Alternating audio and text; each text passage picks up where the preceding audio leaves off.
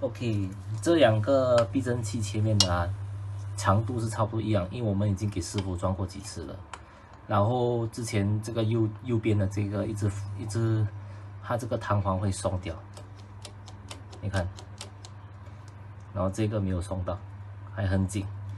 这个已经松过了2、3次，然后每一次松我都会去师傅那边调给它紧。但是最后一次就是还是一样，我这个是拆出来装另外一个避震器的，然后你看这个弹簧还是松，而且这个我没有动过手脚，我也没有去放松它，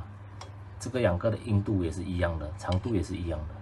所以我不懂为什么右边那个右侧那个避震器会松，这个弹簧会松，你看清楚一点。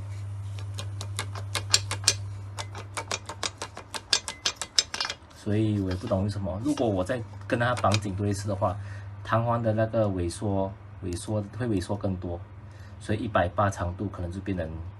175吧。这个还有一个空位在这里。